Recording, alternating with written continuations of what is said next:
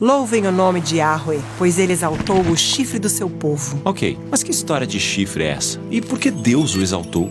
Ótimas perguntas. Essas palavras vêm do clímax da conclusão do Salmo 148 na Bíblia. Vamos ver?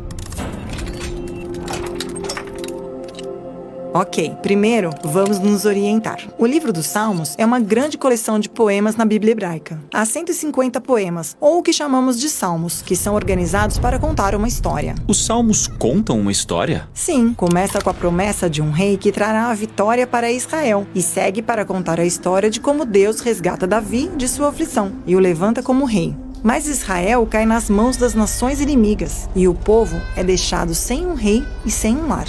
Então, eles precisam de um rei maior do que Davi. Certo. E assim, os salmos exploram como Israel renova sua confiança em Yahweh como seu rei. E ele trará seu reino por meio de um futuro rei messiânico, da linhagem de Davi. Ótimo! A história dos salmos. Os 5 últimos poemas formam a conclusão de toda a história. E todos são canções de louvor. É onde encontramos o Salmo 148, bem no meio desses 5 poemas finais. O Salmo 148, como todos esses 5 poemas, começa e termina da mesma maneira. Louvem Yah. Louvem Yah.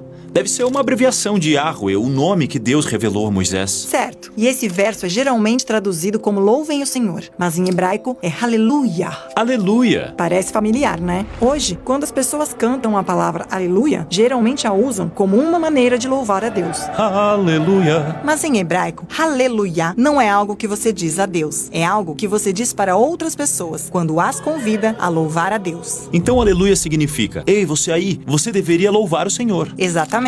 O Salmo 148 é um chamado para que todas as criaturas dos 2 espaços louvem Yahweh, o espaço dos céus e o espaço da terra, e tudo o que os preenche. O céu e a terra. Isso parece a abertura da Bíblia. No princípio, Deus criou os céus e a terra. Exatamente. Esse salmo está convocando todo o cosmos e tudo o que há nele para louvar seu Criador. Começa com um chamado para o céu. Louvem Yahweh desde os céus. Louvem-no nas alturas. E quem está nos céus? Louvem-no todos os seus mensageiros. Essa palavra muitas vezes é traduzida como anjos. Louve-no todos os seus exércitos celestiais. Louve-no sol e lua. Louve-no todas as estrelas cintilantes. Louve-no os mais altos céus e as águas acima do firmamento. Observe como os versos externos descrevem os espaços dos céus. Os mais altos céus. E eles rodeiam os habitantes dos céus ao centro. Ah, sim, os anjos e os exércitos, o sol, a lua e as estrelas. E depois lemos por que o céu deveria louvar Yahweh. Louvem todos eles o nome de Yahweh, pois ordenou e eles foram criados. Eles os estabeleceu em seus lugares para todo sempre. Deu-lhes um decreto que jamais mudará. Isso se refere ao caminho das estrelas, que não mudam. Todas as noites elas fazem a mesma dança, tudo por ordem de Deus. Depois disso, o segundo espaço é chamado para louvar Yahweh, tudo abaixo dos céus. Louvem Yahweh, vocês que estão na terra. E temos uma lista de coisas na terra que, embora aterrorizantes, estão sob a autoridade de Deus. Monstros marinhos e todas as profundezas, relâmpagos e granizo, neve e neblina, vendavais que cumprem o que ele determina. Espere, essas criaturas caóticas e perigosas estão obedecendo ao comando de Deus? Bem, lembre-se de que em Gênesis 1, o estado pré-criação é descrito como um oceano sombrio e caótico. E quando Deus cria a luz, ele não elimina as trevas. Em vez disso, ele apenas as separa da luz. Da mesma forma, Deus não elimina o oceano caótico nem seus monstros, mas os confina ao espaço dos mares. Na Bíblia, o caos e a desordem são limitados e mantidos à distância pela palavra poderosa de Deus. E como Deus é muito maior, até eles são chamados para louvá-lo. Entendi. As próximas coisas chamadas para louvar Yahweh são montanhas e colinas, árvores frutíferas e todos os cedros. Mas como uma árvore louva a Deus? Sim, Deus projetou árvores para crescerem, se reproduzirem e darem frutos. Quando a criação, até mesmo uma árvore, realiza seu propósito, é um ato de louvor e adoração. Louvem Yahweh todos os animais selvagens e os rebanhos domésticos, os animais que rastejam e as aves com asas. Devemos reconhecer esta lista do capítulo 1 de Gênesis. E por fim, reis da terra e todas as nações, todos os governantes e juízes da terra, moços e moças, velhos e crianças. Em outras palavras, todo tipo de humano, dos poderosos aos fracos, velhos e jovens, de todas as nações, todos na terra são chamados para louvar. E assim como havia uma razão dada para o céu louvar, agora temos uma razão para a terra louvar Yahweh. Louvem eles o nome de Yahweh, pois é exaltado o seu nome, e a sua majestade acima da terra e dos céus. Ele também exalta o chifre do seu povo,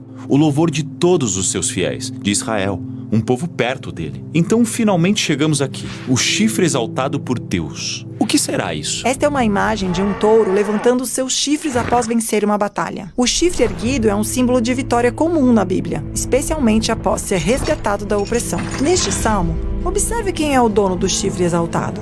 O povo de Israel. Mas qual vitória Deus está trazendo para eles? É aí que precisamos conectar o Salmo 148 à história maior da Bíblia. Tudo começa em Gênesis, com Deus dando poder de governo a toda a humanidade, mas os seres humanos estragaram tudo. Então, Deus escolhe uma família, os israelitas, e promete que resgatará toda a humanidade por meio deles. Mas o resto da Torá e os profetas mostram Israel cercado por inimigos do lado de fora. E por dentro, são corrompidos pela injustiça e pela violência deles mesmos. Então, para trazer vitória ao mundo inteiro, Deus promete primeiro trazer a vitória para eles. Para levantar o chifre deles. Certo. E lembre, os salmos contam a história da promessa de Deus de erguer um rei que trará a vitória a Israel e resgatará o mundo. E esse é um ótimo motivo para louvar.